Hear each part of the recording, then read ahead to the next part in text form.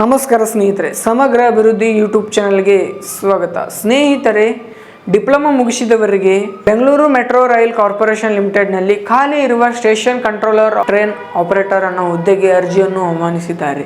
ಈ ಒಂದು ಹುದ್ದೆಗೆ ಅರ್ಜಿ ಸಲ್ಲಿಸಬೇಕಾದರೆ ನಿಮ್ಮ ವಿದ್ಯಾರ್ಥಿಯು ಡಿಪ್ಲೊಮಾ ಅನ್ನು ಪೂರ್ಣಗೊಳಿಸಿರಲೇಬೇಕು ಮತ್ತು ಈ ಹುದ್ದೆಗೆ ಸ್ಯಾಲರಿ 35,000ರಿಂದ 82,660 ರೂಪಾಯಿ ಪ್ರತಿ ತಿಂಗಳ ಸ್ಯಾಲರಿ ನಿಗದಿಪಡಿಸಲಾಗಿದೆ. ಅದೇ ರೀತಿ ವಯೋಮಿತಿಯು ಗರಿಷ್ಠ 45 ವರ್ಷ ಮೀರಿರಬಾರದು.